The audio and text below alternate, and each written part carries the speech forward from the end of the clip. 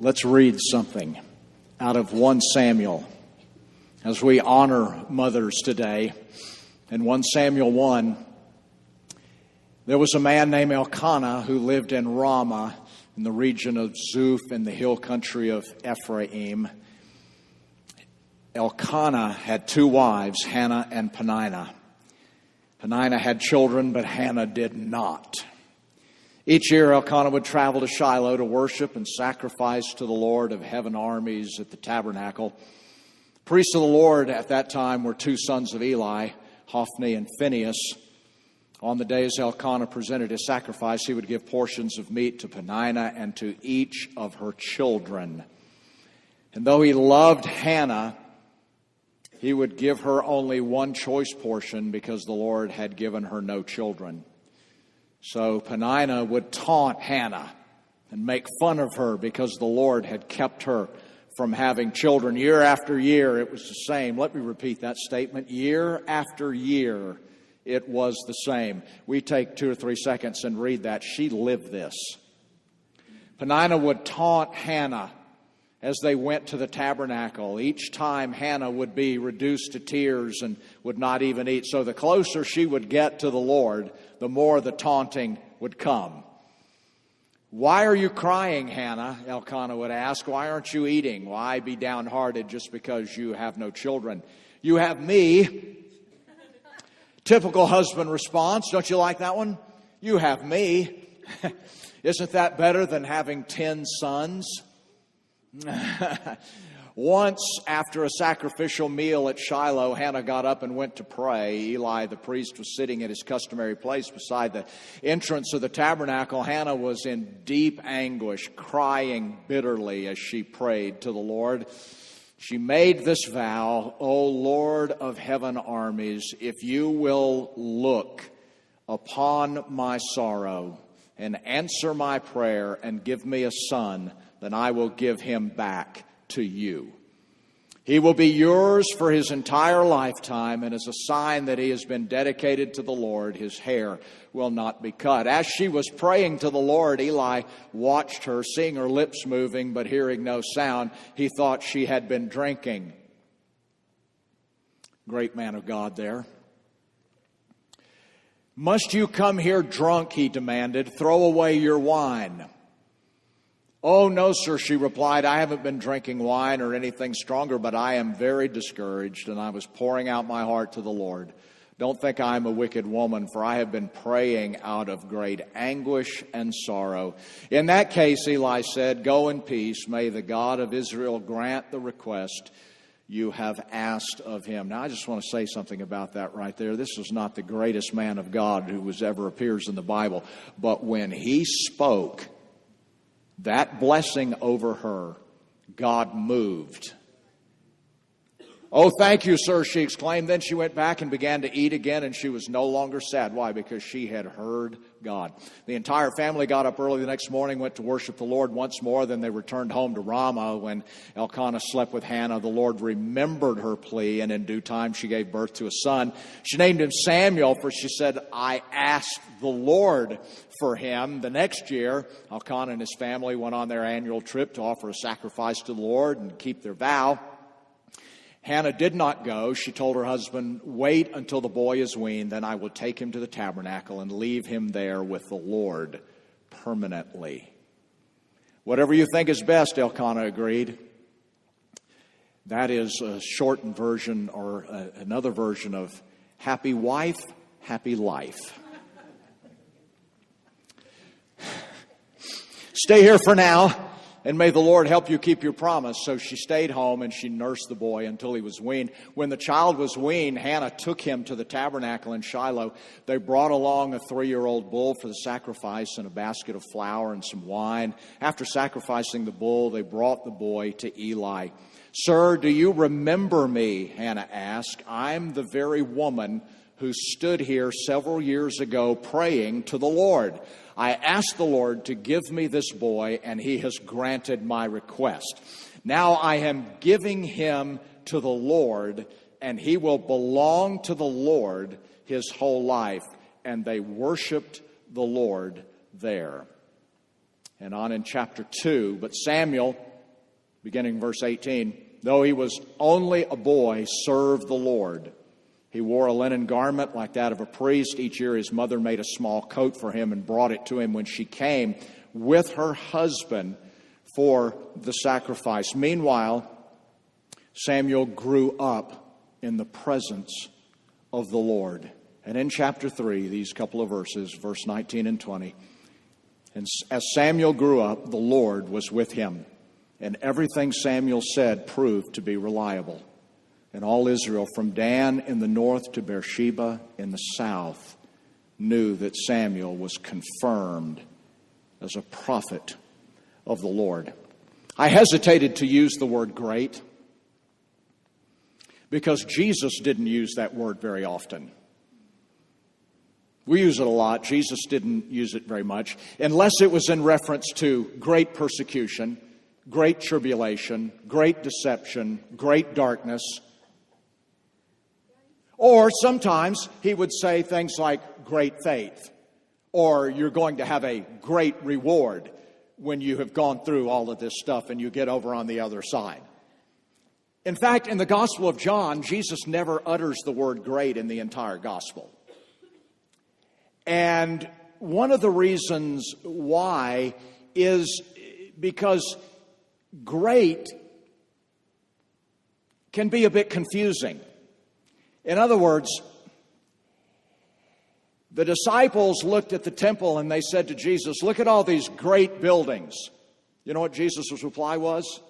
"In your lifetime, all of this is coming down and it will be rubble." Wow. Now, if you ask most Bible readers or Bible students, who do you think would be the greatest man in the Bible aside from Jesus? Who do you think people would pick? Moses, maybe, David, Solomon.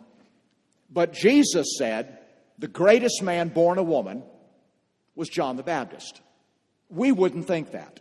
We wouldn't think that he was the greatest, but Jesus said he's the greatest. Now, so there is this tension, because what we can think is great, God may not think is great.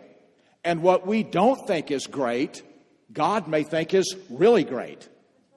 So in other words, when Jesus said to the disciples, "Hey, do you guys want to be great?"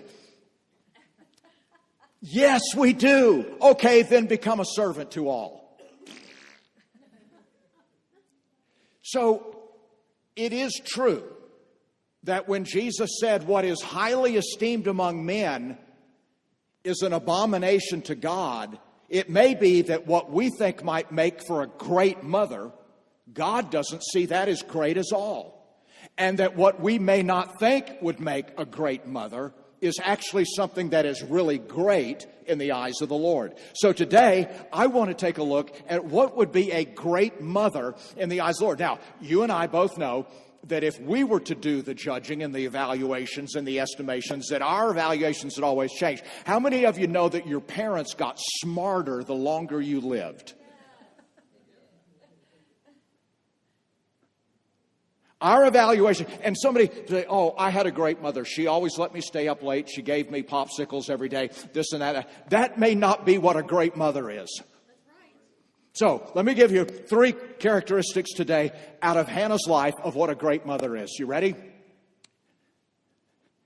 Yes, okay. All right, here we go. Number 1. As a great mother, this Hannah and all great mothers, they rise above the schemes of the enemy. This is what makes a mother great. Because you see, there was a scheme that was set against Hannah. And the reason why is because all mothers have a satanic specific scheme that is set against them, just like fathers. When the serpent came in the garden, who did he go to? His primary target. And I might say that his intended target was Eve all along. Because the scheme is this: if you can deal and mar and hurt the head, then you can affect the body. if you can mar the womb, then you can get to the seed. If you can crush the head, then you can get to the rest. And so there is this scheme that if I can deal, satanic scheme, if you can deal with what is at the top, you can negatively influence everything. So if I can mar this one generation, then I can mar a lot of other generations that come from that generation. Now, the problem is that in God's order, it's not a problem, but it is a concern. In God's order, He has determined that anything that is passed down, not passed on, because I can pass on things to my wife, Tom can pass on things to me, but when you pass down generationally, whatever you pass down grows incrementally, proportionately, and multiplies and amplifies when it is passed down. For instance, Jesus said of the Pharisees, when you make a disciple, when you make another generation of Pharisees, they are what? Anybody know? Yeah. How much worse? They are now twofold more the child of hell than you are. Jesus said that. Now listen to what Laban said. Don't ever miss this in the book of Genesis. Laban said, I have murdered a man for merely wounding me. So what is he saying? You know, when you read that in Genesis, you go, what is this? What does this mean? 7th generation from Cain, right? What does this mean? He's still talking about Cain, by the way, 7 generations Lamech is.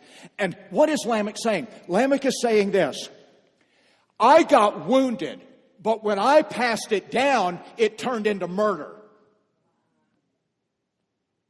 It was only a wound in me, but by the time it gets processed through me, it then becomes like murder. So Hannah has a scheme set against her, and the scheme's name is Peninnah. Now, Peninnah is not the first wife. She's the second wife. And that's a problem. I look at that and go, why? Well, I will tell you why. If you want to know why this man had 2 wives, I will tell you. Because Hebrew law said that if you are married to a woman for 10 years and she does not produce offspring, you must, I repeat, you must marry another woman along with her that can produce offspring. So Elkanah, by law, had to marry another woman. He didn't necessarily love her. That's why the Bible says, but he loved Hannah, because Hannah was his first choice. She was not producing. So he marries this other woman. She ends up, apparently from the scripture, having 10 children. And all the while, as she is producing these children, she is provoking and harassing and haranguing and haunting and poking and prodding and provoking Hannah, who sees nothing happening at all in her life. She undergoes years and years of abuse and cruelty and dysfunction and misuse. However you want to describe your own family situation, I can tell you that this was horrible. What she went through was absolutely horrible. And it was how often? Year after year after year. And there was nothing her husband or anybody else was doing about it. It was a constant, consistent abuse in her own life. And I will tell you that when you subject a woman to that, there is a good possibility that she is going to come out of that situation marred and marked and defeated, and she will carry the weight of that and the scars of that for the rest of her life. But God, you see, there is something, just like God promised us, that Eve got a hold of. The great mother, the first mother, she found something that will get you past the schemes of the enemy. Can you imagine carrying the weights and the burdens that she had? She's the one that stepped into deception. She's the one that encouraged her husband to do so after her eyes were already open. She's the one that carries the mark on her that she allowed sin into the generations. She's the one that is carrying all this burden. I mean, that is enough to destroy you. But what did she do? God said to her and to him, I want you to watch. And God slayed a lamb in front of their eyes. Blood was spilt. The skins of that animal were taken and offered to them. And God said, here, put this on, and it will cover your shame. It will cover your guilt. It will cover the abuse. It will cover all of the garbage. You put this on, and it will cover you. And Eve decided, I have two choices. I can either live my life looking back at everything that I did and was done to me, or I can get up, get dressed, and get on with my destiny. I can put on what God has given me, and I can live out my destiny. That's called the grace of God. You see, Hannah never passed what she went through to her children. It stopped with her. The abuse, the cruelty. There was no contagion to get to the next generation. Why? Because it had been crushed in her. She overcame the scheme of the enemy set against her so that her generations would not be spoiled. My mom went through some incredible situations in her marriage with my dad. And it's a laundry list.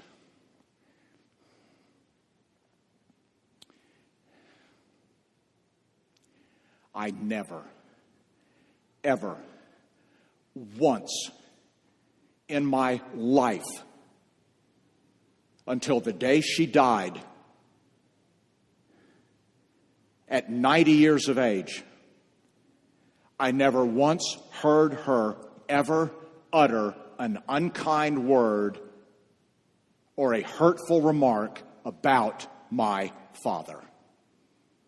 And I can tell you that there was a battery of ammunition and artillery that she could have pulled. Never one time. And when I would do it, she would look me in the eye and she would say, buddy, you need to pray for your father. Whatever happened in her, the scheme against her, was destroyed by the grace of God. It was destroyed by the power of God. It was not allowed to get into the next generation. You want to know what a good mother is? A good mother is someone who overcomes the schemes of the enemy in their own life and refuses to allow it to get into their generations. And you will get no applause out there for doing it. You will get no bouquet of flowers from your boss for doing that. Only God cheers. Only Jesus rises up and claps when someone pulls the grace and puts on the grace of God and said, I will not look that way, I will look this way. Great mothers in the Bible are those who refuse to look behind them, to remember and rehash and revisit. They move on. And they build a generation that is greater than the one that they came from. Great mothers, number one, rise above the schemes of the enemy. And there are plenty of them. There are plenty. It is a very healthy thing to take a look back and recognize that schemes that have come against your life were in their part and parcel to try to destroy the generations that would come from you. But in God, it doesn't have to be that way. Number 2.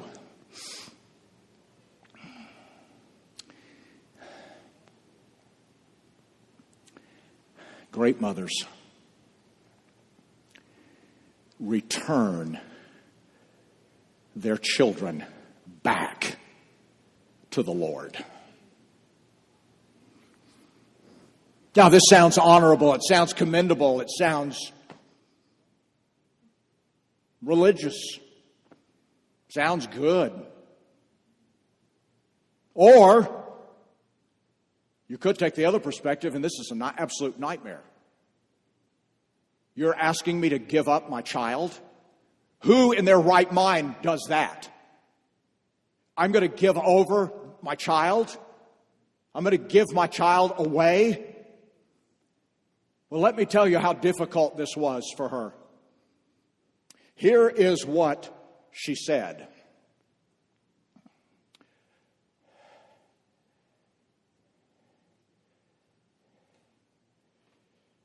She made a vow. And I'm looking for the vow.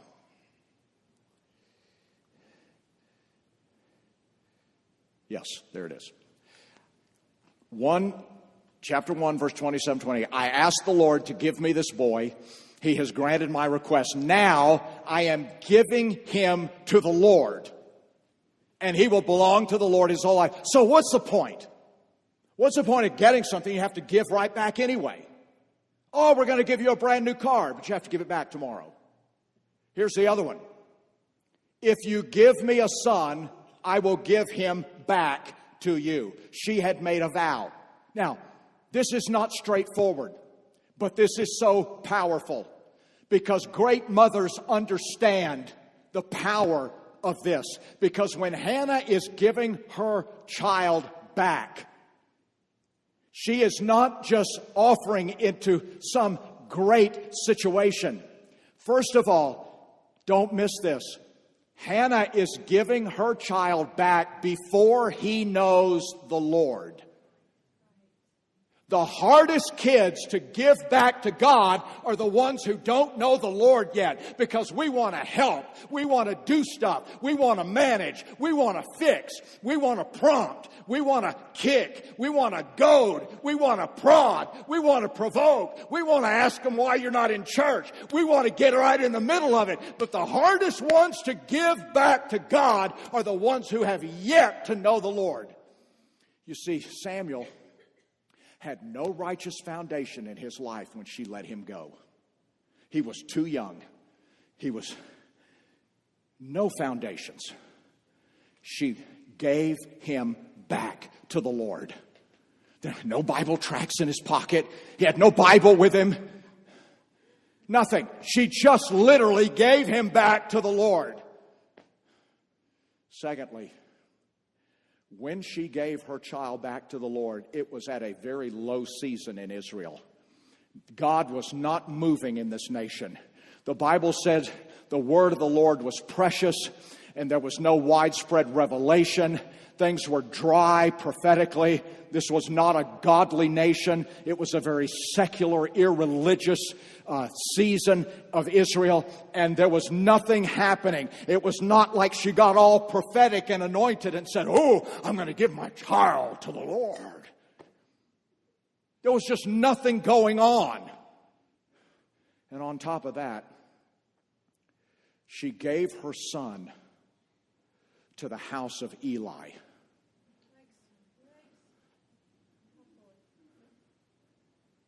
Unthinkable. This is when you call CPS. Unthinkable. Eli is a self-serving, corrupt, incorrigible priest who can't even discern the voice of God. After 3 times Samuel comes into him, looks at Hannah and says, "Oh, you're drunk."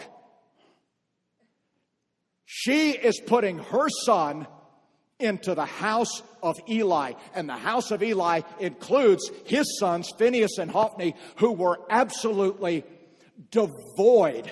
There was absolutely no godliness or fear or any. They were corrupt.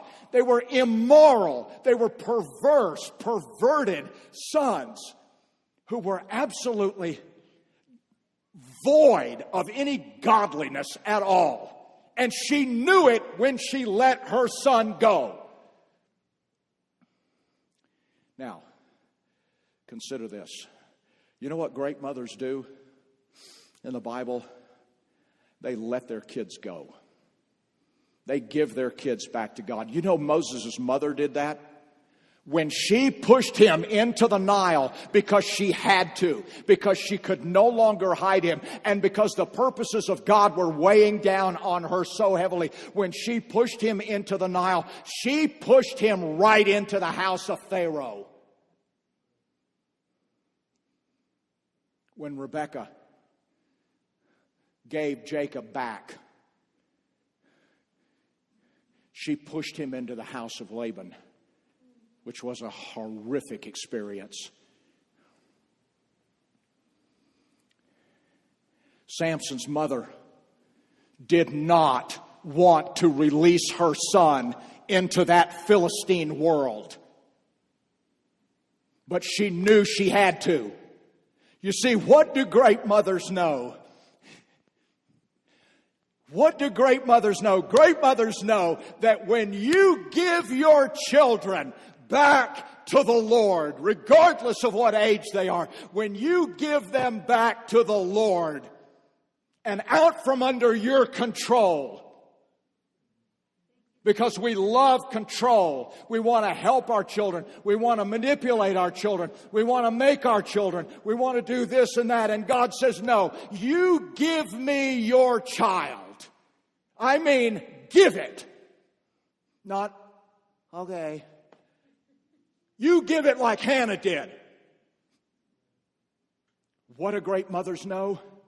That when you give your child to the Lord, you will ignite their divine destiny. Watch. When she gave her child into that environment, into those circumstances, into that horrific atmosphere, guess where he ended up? He ended up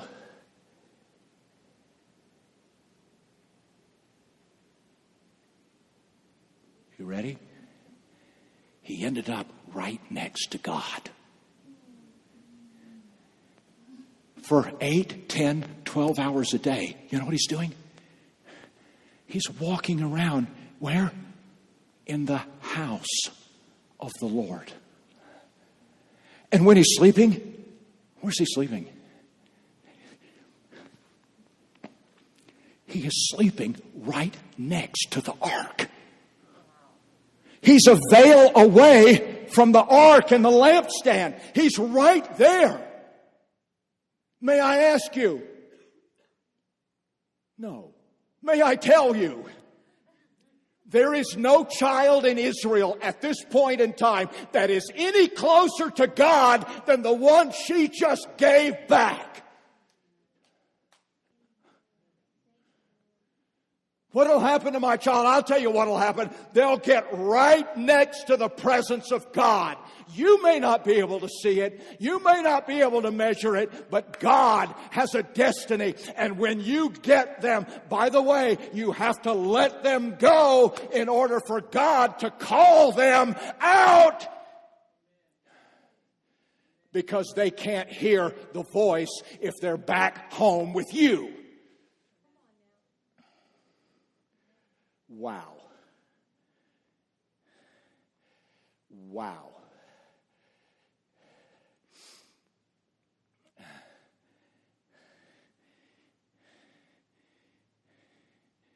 You know what's really amazing about this?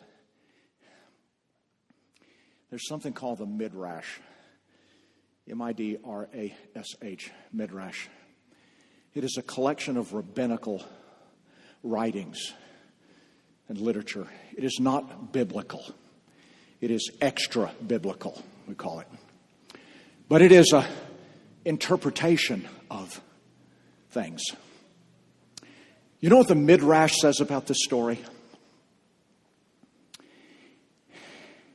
The word that is used for vex, Peninnah vexing Hannah, provoking Hannah, is a word that can be translated anger or thunder. So for 10 years, at least 10 years, more than that, 10, 12, 15 years, Hannah has been subject to all of this thunder. But in God says, you know what?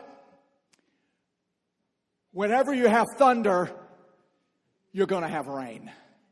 And God turned all of the thunder upon Hannah's life, turned it into rain upon her, and the rains of blessing came upon her because she responded and did what God said. I will not live under the scheme of that thunder. I will not carry. She never thundered after that. She just enjoyed the rain of the blessings of God on her life. The other thing the Midrash says is this.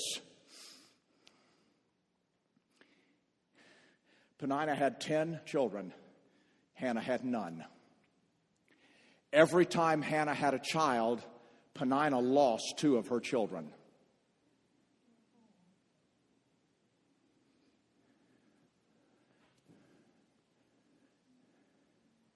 Say, Pastor Buddy, how's that? Because in Exodus 22, it says, when the thunderer, the thief, is found, he must repay twofold. So for every child Hannah had, Peninnah lost 2. So she has 1, Peninnah now has 8.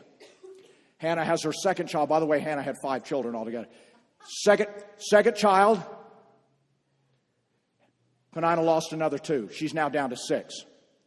She has 2, she has 6. Hannah has her third child. She's now down to 4. Peninnah has 4. She has 3, she has 4. Hannah has her fourth child. She is now down to 2. The Midrash says that when Hannah is now expecting her 5th child, Peninnah comes to her and says, I'm very sorry. She makes all of this right. And she said, would you pray to God that I won't lose these other 2 children? She said, if you do, I'll give you these 2 children. Now, I think I have it here. No. It's somewhere in here. Yeah, here it is. A woman did not have a child. Who is that? This is a prophetic declaration by Hannah. Who was the one who didn't have a child? Hannah. And you gave her how many? 7. How'd she get 7? I thought she only had 5 kids. She had 5 plus the other 2. But a woman who had many was left how many? None. She had none. Why? Because God honors great mothers. And when we choose to come out of all of that and to return our children back to Him, He honors them. He loves mothers. Quickly, number 3. Number 3, you got to love this one. They, very quickly, really? Okay. They repeat the words of the Lord. Now watch. Hannah gave her child back to the Lord, but she never abandoned him. Come on. She never forgot him. She never disengaged from him. In fact, her heart continued to be engaged for that child. Her faith was engaged. Her hands were engaged. And what was she doing? Every year she would make a coat for him. An outer garment, literally, is what it means. A mantle. And every year, depending on addressing all of the growth issues and the changes and things, she would make a covering for him. And she would continually put a covering on her child, even though she was not there, even though she could not be involved in all of the stuff and all the decisions. She had a covering, and every year she would put that covering on him. You know what that covering is? That is a prophetic covering of prayer and prophecy and pronouncing the word of the Lord. And every year she would renew the covering, and she kept putting it on him and putting it on him and putting it on him. And as he grew in the presence of God. You see, just because we give our children to the Lord does not mean we are not engaged in putting something on them continually that says, listen, there is a persuasion in every great mother. You know what it is? Same ones in every great father. My generation was not meant to serve the darkness. It was not meant to serve the devil. My generation was not brought forth so it could be destroyed. My generation was meant to crush the head of the serpent, not the one that's going to be crushed. My generation is the one that's going to rise up and it's going to put down the other stuff. You see, there's a persuasion in women and men of faith and mothers and fathers that say, hey, listen, they may be out there, they may be over there, they may be doing that, they may not be within arm's reach, but I've got a covering I can put on them. And that covering is renewed year by year until you see a word over your child that says, and the Lord heard the words of Samuel, would not let them fall to the ground. And everyone from Ramah in the north to Beersheba in the south understood that he was the prophet of the Lord. This was no little sewing exercise. Oh, I just want to give him something cute when I see him. No. This is a prophetic act. I'm putting something on him that's bigger than what he is. It goes over whatever he's wearing, whatever's on him. I'm putting it over him. And that is the word of the Lord. If you don't have a promise, you need to get one. If you don't have a prophetic word over your child, you need to get one, because God wants you to put it on him and keep putting it on him and putting it on him until it's done.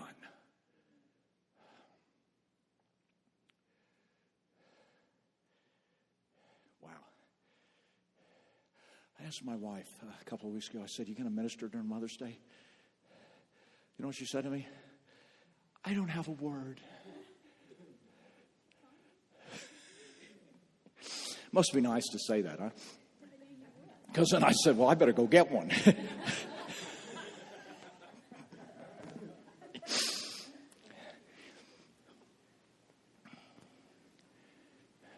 You know the greatest news of all about this?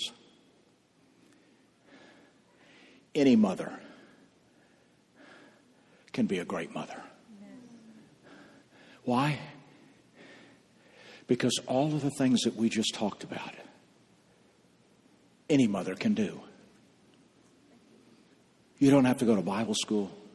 You don't have to go to college. You don't have to have a six-figure income. Any mother, grandmother, great-grandmother can do these things. I can choose to rise above the schemes of the enemy in my life. I can. And nobody can stop me. I can return my children to the Lord. Some of you got children. You need to just give them to the Lord. Give them back to the Lord. Let him have them.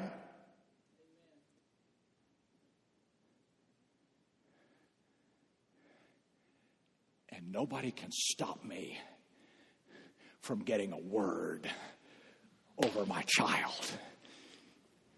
Putting a prophetic mantle and covering over them, whether they know it or not, whether they like it or not, whether they agree with it or not, doesn't matter. I'm sowing this in my own home, and then I'm going to put it on them. Is that right? By the way, Samuel had no input whatsoever. Well, I don't like the color. Too bad. That's a great woman. That is a great mother. Let's stand together.